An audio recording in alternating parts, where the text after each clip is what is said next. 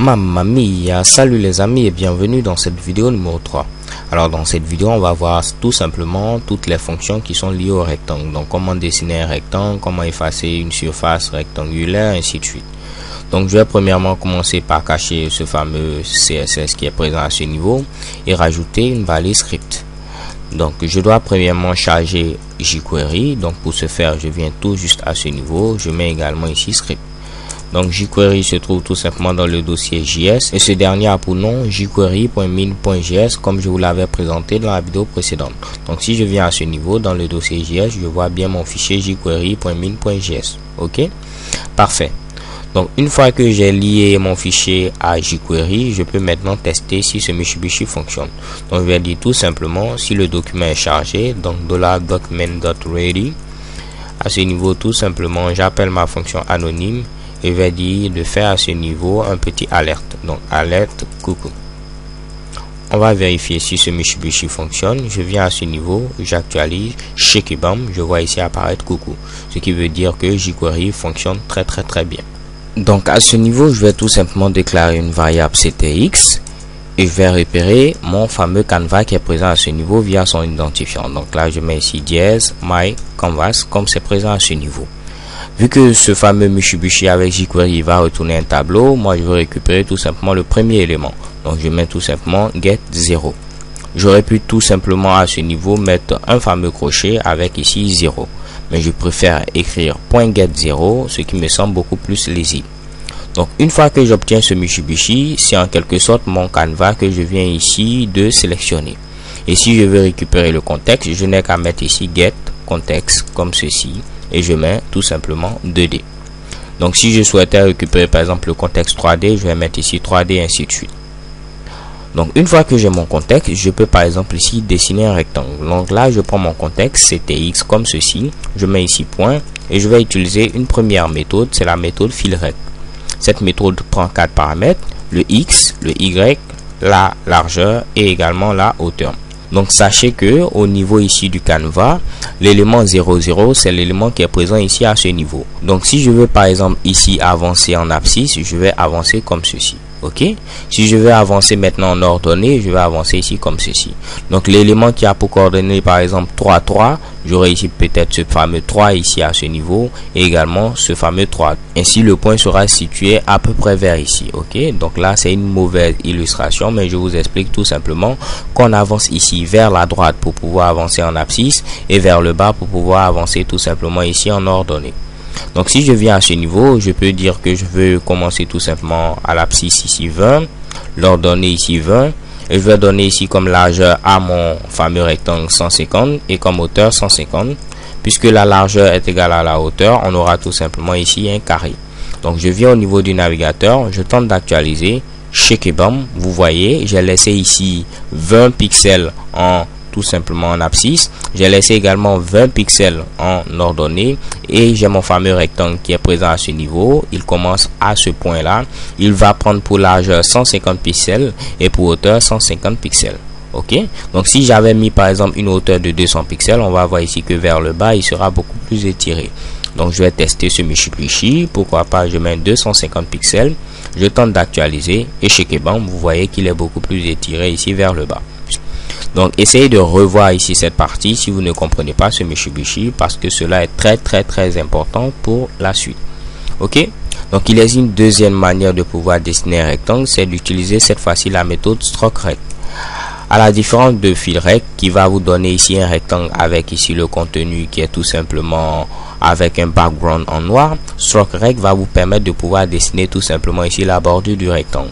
Donc là si j'actualise, qu'est-ce que j'obtiens? Shake et bam, je vois ici mon rectangle, mais il n'y a pas ici de couleur de remplissage automatique, c'est tout simplement la bordure de ce rectangle là que je vois. Donc à ce niveau je peux par exemple faire quoi? Je peux par exemple ici premièrement dessiner un rectangle StrokeRect comme ceci et dessiner pourquoi pas par la suite un rectangle qui sera ici filRect avec les mêmes coordonnées. Donc si je viens à ce niveau, je tente d'actualiser, qu'est-ce qui se passe? Shake et bam, j'ai ce Mitsubishi là.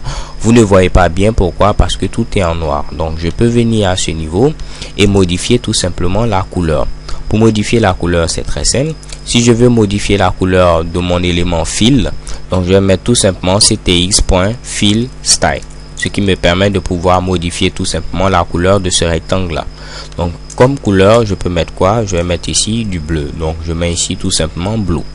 Donc si je viens au niveau du navigateur, je tente d'actualiser, check et bam, vous voyez ici mon rectangle qui est maintenant avec une couleur de fond bleu.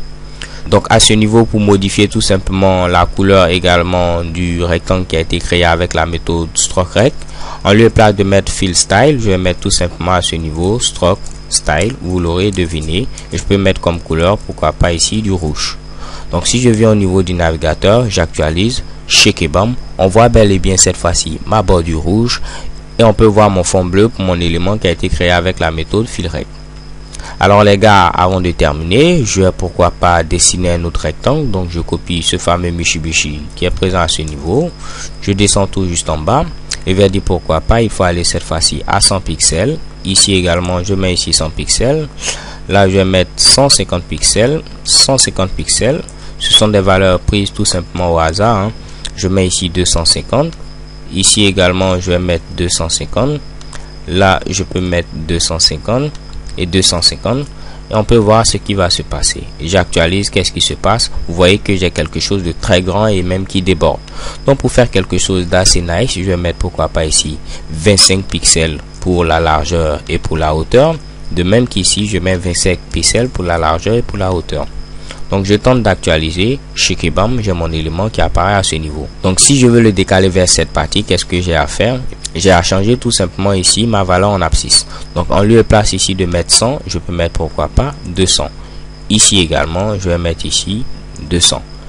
Et en lieu et place de mettre 25 qui me semble trop petit, je vais mettre pourquoi pas ici 50, également 50. Là je vais mettre 50 et pour terminer 50. Alors l'idée c'est de vous montrer un peu ce Mitsubishi et essayer de vous familiariser avec ce dernier.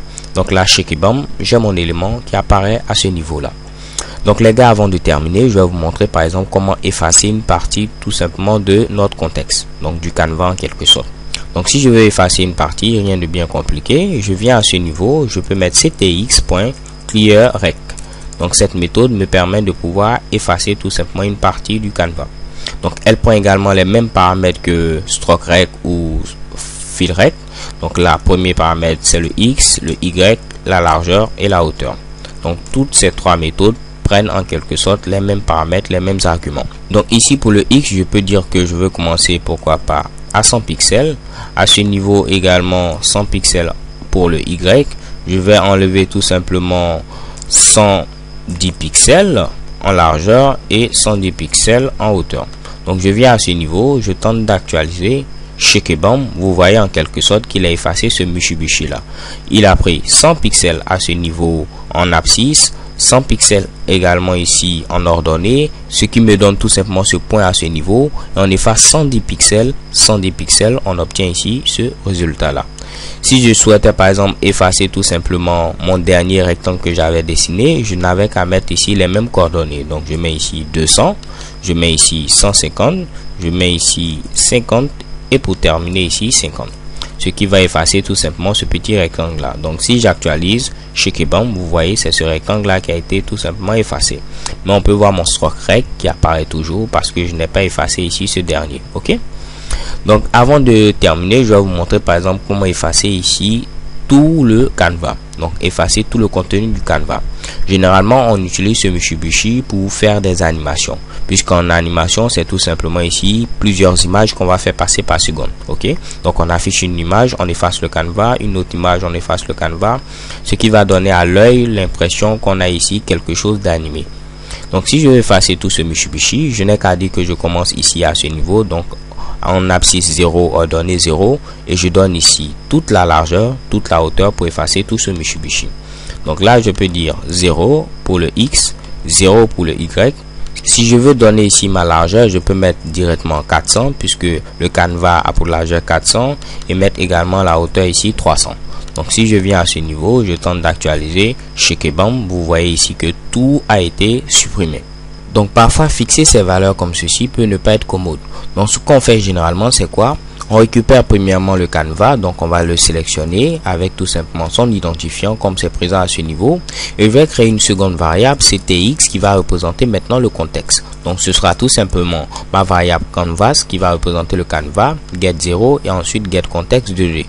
Ce qui fait qu'à ce niveau, je peux mettre ici canvas comme ceci, .width pour récupérer tout simplement la largeur du canvas et également canvas.height pour récupérer la hauteur du canevas. Donc là, je viens à ce niveau, je tente tout simplement d'actualiser, check et bam, on voit également que mes éléments vont disparaître. Alors les gars, en grosso modo, c'est tout pour cette vidéo. On a vu comment créer un rectangle avec filrect qui va nous donner une couleur de remplissage. On a également strokerect qui agit plutôt sur la bordure de notre rectangle. On a clearrect pour effacer un rectangle ou partie du contexte 2D. On a vu également fillstyle et strokestyle qui nous permettent tout simplement de jouer un peu sur la stylisation de nos différents rectangles. Donc avant de terminer, en lieu et place de mettre ici les couleurs comme ceci, blue, red, vous pouvez utiliser ce que vous connaissez également en RGB. Donc pour le bleu, je pourrais mettre par exemple ici RGB 0, 0 et je mets ici 255, ce qui correspond au bleu. Pour prouver que je dis vrai, je vais mettre ici 0, 255 et 0, cela va correspondre tout simplement au vert.